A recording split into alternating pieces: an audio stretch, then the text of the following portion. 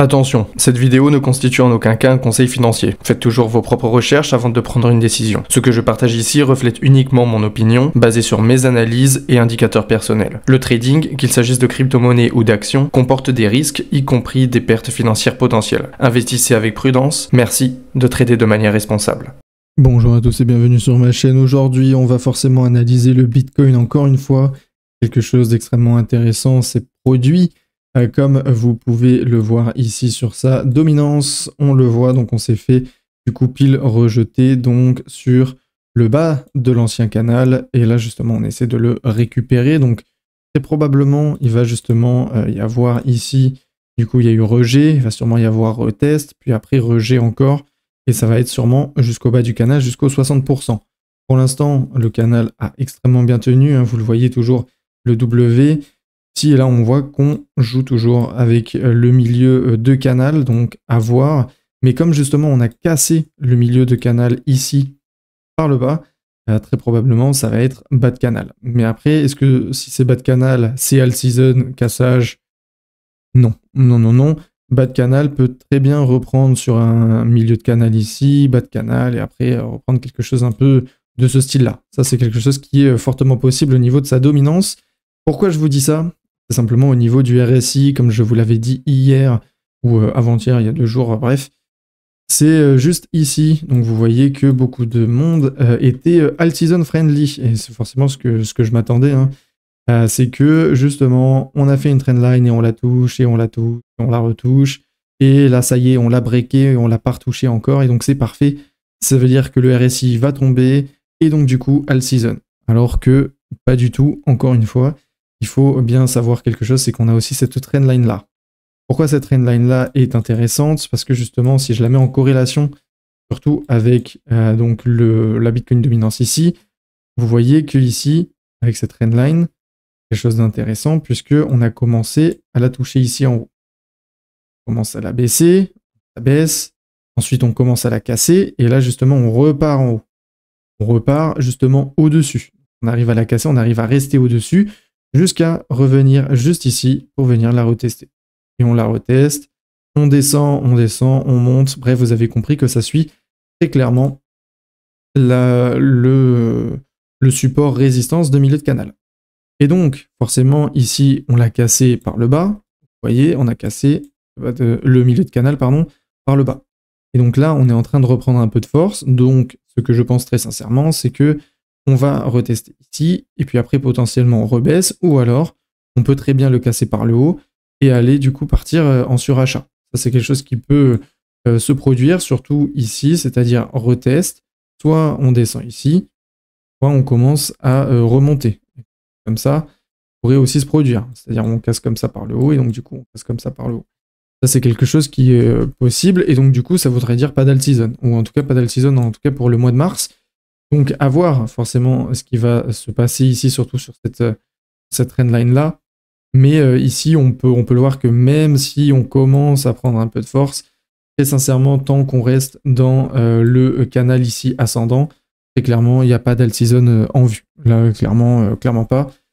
Et même si justement ça remonte, et puis on remonte un peu, et puis on recasse, puis on fait ça, ça pourrait aussi très bien repartir sur une dominance haussière. Tant que de toute manière on casse pas ces 2 canaux, il n'y a pas d'alt-season en vue. Et donc surtout qu'on remarque quelque chose, c'est que même si la Bitcoin dominance elle est en train justement de se casser, ça ne veut pas dire qu'elle ne peut pas repartir encore plus haut. Ça c'est quelque chose qu'il faut garder en tête. Ce qu'il faut garder en tête surtout aussi, c'est au niveau du prix. Au niveau du prix, c'est extrêmement intéressant parce que je vous avais dit forcément il y a 2 jours, de bien faire attention que justement c'est pas parce qu'on vient à peine de toucher donc les 30 que forcément on va repartir to the moon. Et je vous l'avais dit et redit, et donc forcément vous voyez ici on est en train de faire un petit V, donc ça voudrait dire hausse. Hausse justement pour aller tester le milieu de canal, et là je vais encore vous le dire, je pense sincèrement qu'on va aller toucher le bas de canal. Comme je vous l'avais dit auparavant, on casse, on reteste. Le retest marche pas, c'est bas de canal. Là, ici, on casse. Alors oui, c'est vrai, on n'a pas retesté. Mais si, justement, on fait ça, ici, retest, et ça marche pas, ça serait bas de canal, donc vers les 80 000. Là, on peut faire pareil exactement avec le milieu de canal ici, c'est-à-dire ici, on s'est fait rejeter, retest tient pas, c'est bas de canal. Hein. Là encore, bas de canal.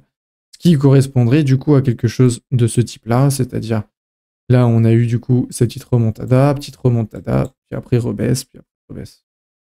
Quelque chose qui pourrait du coup se passer comme ça aussi. Donc pour l'instant, il n'y a pas d'all-season. Ceux qui disent all-season partout, bon, très clairement, je ne vois pas du tout où est-ce qu'ils les voient. En tout cas, c'est pas maintenant. Ce qu'il faudrait plus ou moins espérer, ce serait que le Bitcoin justement commence à latéraliser justement dans ce canal ascendant, hein, comme il avait fait ici. S'il latéralise du coup, ici, si du coup il latéralise comme ça, bah, du coup ça pourrait être intéressant. Pourquoi pas avec l'alt-season qui pourrait, pas l'alt-season, pardon, les altcoins, du coup qui pourraient accumuler un peu d'argent. Ça c'est quelque chose de possible, mais les altcoins qui accumulent de l'argent quand le Bitcoin stabilise, ça ne veut pas dire alt-season.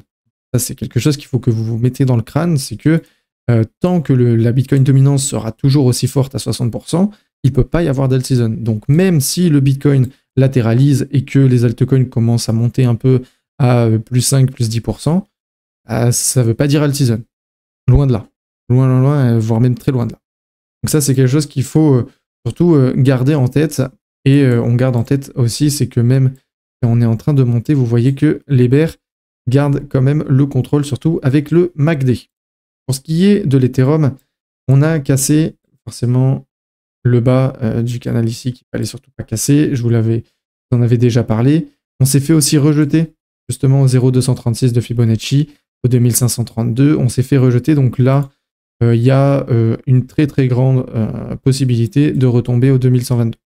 Très sincèrement, surtout quand on regarde ici le RSI, vous voyez qu'on est du coup allé rechercher pile la trendline baissière. Donc, à voir si justement on peut peut-être reprendre un peu de force et essayer du coup de la casser par le haut. Mais ça, c'est quelque chose qui est à voir. Je pense très probablement que ça va faire justement un petit haut et puis après un bas, on va sûrement aller en survente pour après repartir. Il y a quelque chose un peu comme ça qui pourrait se faire. Et donc, du coup, l'Ethereum serait pas sorti d'affaire. Ce qui est intéressant, c'est surtout en 4 heures. Ça correspondrait plus ou moins à ce que je vous ai dit. Alors oui, ici, on n'a toujours pas touché le bas de canal, mais justement ce qui est important c'est de savoir qu'on est en train de faire un double top. Et donc du coup si on fait un double top sur cette trendline là, vous avez bien compris, prochaine target, bas de canal encore. Et donc bas de canal ça serait du coup vers les 2062 $. Et donc on jouerait du coup dans cette zone là, pardon. Et donc forcément c'est réintégration d'ancien range. Hein. Réintégration d'ancien range, c'est extrêmement compliqué. Surtout quand on joue en triple canot comme ça. Du coup, alors là, c'est bien, ça avait tenu, ça avait cassé, on avait tenu le haut, mais là, malheureusement, on l'a cassé par le bas, ça n'a pas l'air de tenir, hein, vous voyez. Et donc, très probablement, il y aura une baisse jusqu'aux 2000 $, enfin 2060 $.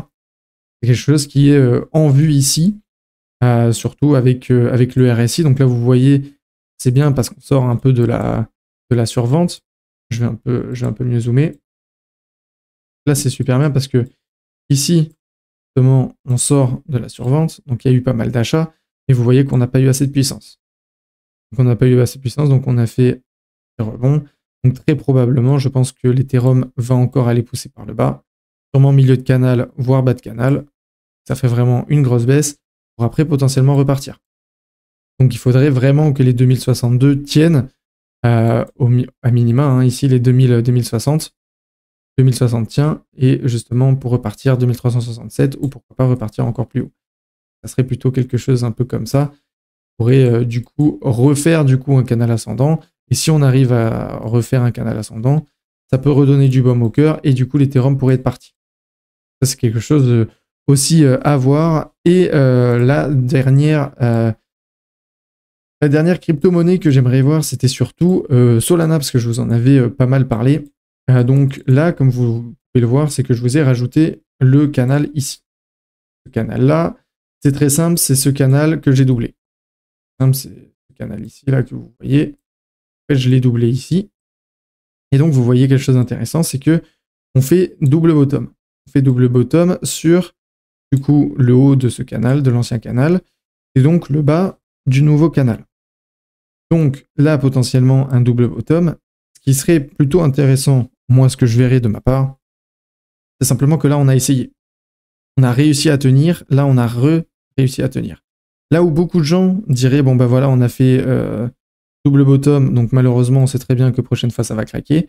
Si ça tient ici encore une fois, là, vraiment, ça serait du coup craquage, retest, confirmation, et du coup, ça pourrait partir. Je vous le dis, pourquoi? Parce que, pareil pour le RSI. Moi, je me base beaucoup sur le RSI. Quand on voit un RSI comme ça qui est en survente, quand on voit justement ça permet de redonner de la force, il y a un gros potentiel qu'on puisse repartir ici encore en survente pour redonner de la force. Mais là, justement, il faut qu'on arrive à pousser vraiment très fort pour aller chercher le haut de canal. Et pourquoi ça serait du coup le haut de canal? Simplement parce que ça ferait du coup, comme je vous ai dit, on touche, on reteste, on confirme et on part. Donc du coup, ça serait comme un triple bottom qui serait extrêmement intéressant, à ne pas confondre forcément avec le double top. Si du coup vous considérez ça comme un double top, malheureusement, ça risque plutôt de casser par le bas. Mais après, avec un RSI déjà sur la tangente et déjà en survente, c'est vrai que très probablement pas mal de monde vont prendre cette occasion pour justement acheter et donc du coup faire repartir le Solana plus fort. Ça, c'est quelque chose qui peut se produire. Et donc, dernière chose, vous le voyez ici, là j'ai gardé vraiment l'ancien range et je vous l'avais dit, justement ça se confirme ici. On a touché, on a craqué et là on vient de retoucher. Donc, à voir ce qui va se passer, à voir surtout sur la clôture, si on arrive toujours à clôturer au-dessus. Là ici, elle est à 137,77. Donc si on arrive justement à être au-dessus, ça pourrait justement redonner pas mal de baume au cœur pour tenter de repartir. Et pourquoi pas aller chercher les 180. Pourquoi pas? Après, forcément, il y a la résistance des 0,236 qui nous a fait extrêmement mal auparavant. Donc, à voir forcément ce qui va se passer, surtout du côté du Solana. Mais ça serait extrêmement intéressant de, au pire, craquer un peu. On casse vraiment même bottom du canal. C'est quelque chose qui peut se produire. Mais si on casse bottom du canal, ce serait intéressant de repartir. Et justement, on arrive à faire quelque chose un peu plus comme ça, ou à arriver au moins potentiellement à réintégrer l'ancien range ici qui était bullish. Ici, c'était justement un canal ascendant. On arrive justement à le réintégrer, ça pourrait être extrêmement intéressant pour le futur de Solana. En tout cas, pour l'instant, ce n'est pas le cas. À voir si on arrive à prendre assez d'élan. Là, justement, on peut le voir ici. Sur le RSI, vous voyez que là, on commence à casser cette trendline baissière. On a eu cette trendline baissière, on la voit ici.